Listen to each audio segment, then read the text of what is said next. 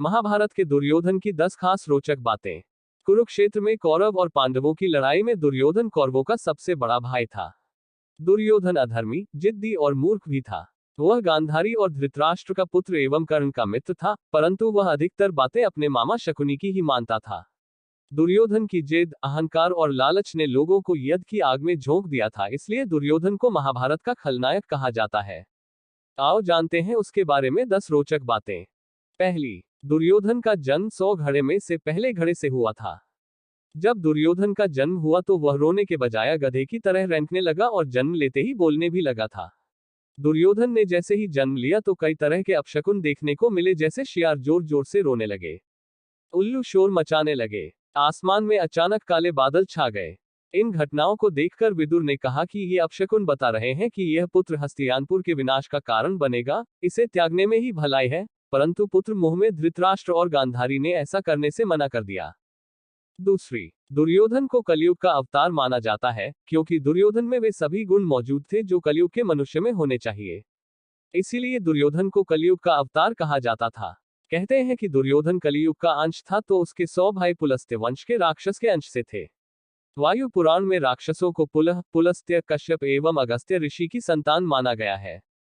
तीसरी, दुर्योधन कुटिल, क्रूर होने के साथ ही गदा युद्ध में भी पारंगत हो गया था। उसने शकुनी की चाल के तहत बलराम जी से गदा युद्ध करना सीख लिया था। महाभारत काल में बलराम, जरासंध, भीम और दुर्योधन को ही सर्वश्रेष्ठ गदाधर माना जाता था। भीम ने भी बलराम जी से गदा सीखी थी। चौथी, गांधारी ने अपनी दिव्य दृष्टि से दुर्योधन के शरीर को वृक्ष के समान बना दिया था, परंतु श्रीकृष्ण की नीति के तहत दुर्योधन के गुप्ता और जंघा कठोर नहीं बन पाई थी।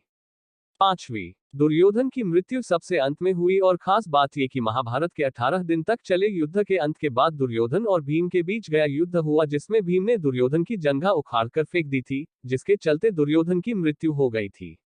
एक बार महर्षि मैत्रेय हस्तिनापुर पधारे। विश्राम के बाद धृतराष्ट्र ने पूछा, भगवान, वन में 5 पांडव कुशल पूर्वक तो है ना? महर्षि ने कहा, वे कुशल है, लेकिन मैंने सुना कि तुम्हारे पुत्रों ने पांडवों को जुए में धोखे से हराकर वन भेज दिया। ऐसा कहकर पीछे मुड़ते हुए उन्होंने दुर्योधन से कहा, तुम जानते हो पांडव कितने वीर और शक्तिशाली हैं। महर्षि की बात सुनकर दुर्योधन ने क्रोध में अपनी जांघ पर हाथ से ताल ठोक दी।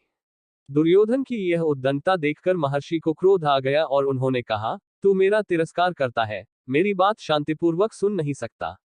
जा उद्दंडी, जिस जंघा पर तू ताल ठोक रहा है, उस जंघा को भीम अपनी गदा से तोड़ देगा। बस यही शाप दुर्योधन को ले डूबा। छठी, रिश्तों में दुर्योधन जहां अर्जुन का सौतेला भाई था, वहीं वह श्रीकृष्ण का समधी भी था। श्रीकृष्ण के पुत्र सांब ने दुर्योधन की पुत्री लक्ष्मणा से विवाह किया था। अर्जुन और श्रीकृष्ण भी आपस में भाई ही थे, क्योंकि अर्जुन श्रीकृष्ण की बुआ कुंती का लड़का था। लेकिन अर्जुन ने जब श्रीकृष्ण की बहन सुभद्रा से विवाह किया तो वे उनके जीजा भी बन गए थे। सातवीं, दुर्योधन ने पांडवों को मारने के लिए सबसे पहले भीम को जहर देकर नदी में फेंकवा दिया था, लेकिन भीम बच गए थे। फिर दुर्योधन ने पांडवों को मारने के लिए वारणावत में लक्षागृह का निर्माण कराया, वहां से भी पांडव बचकर निकल गए थे। फिर पांडवों के वनवास होने के बाद अज्ञातवास में दुर्योधन जंगल जंगल पांडवों को ढूंढने के लिए अपनी सेनाएं भेजता रहता था। दुर्योधन ने शकुनी की कुटिल नीति के चलते ही पांडवों के मामा शल्य को अपनी ओर से युद्ध लड़ने के लिए राजी कर लिया था। आठवीं, महाभारत की कथा में ऐसा प्रसंग भी आया है कि दुर्योधन ने काम पीड़ित होकर कुंवारी कन्याओं का अपहरण किया था।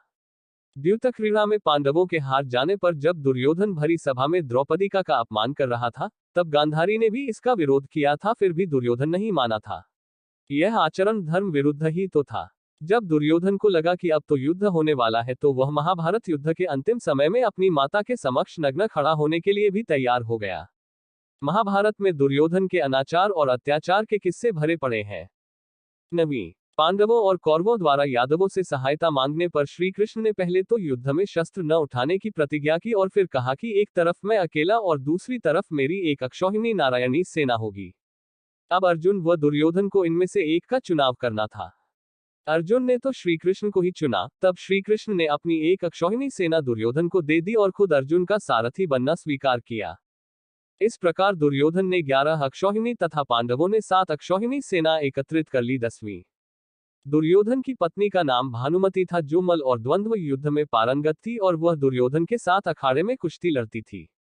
दुर्योधन ने भानुमति के साथ जबरन विवाह किया था। गंधारी ने सती पर्व में बताया है कि भानुमति दुर्योधन से खेल खेल में ही कुश्ती करती थी, जिसमें दुर्योधन उससे कई बार हार भी जाता था। भले ही दुर्योधन भानुमति को हरण करके लाया था, लेकिन भानुमति को दुर्योधन से प्यार हो गया था। भानुमति को दुर्योधन और पुत्र लक्ष्मण की मौत का गहरा धक्का लगा था। उससे सांत्वना देने वाला कोई नहीं बचा था। अंत में वह बेचारी पांडवों के आश्रय पर जिंदा रही और बड़ी मुश्किल से जीवन गुजारा। दुर्योधन की बहन का नाम दुश्शला था, जिसका विवाह सिंधु नरेश जयद्रथ से हुआ था। कौरवों की सेना सभी तरह के शक्तिशाली थी, एक से बढ़कर एक महारथी थे, परंतु फिर भी सभी हार गए और इसका एकमात्र कारण दुर्योधन ही था, क्योंकि उसने सही समय पर सही निर्णय नहीं लिया और कई तरह की गलतियां की।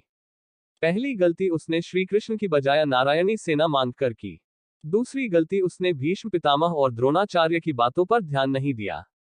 भीष्म ने उसे 5 सोने के तीर दिए थे और कहा था कि कल सुबह में इन तीसरों से 5 पांडवों का वध कर दूंगा।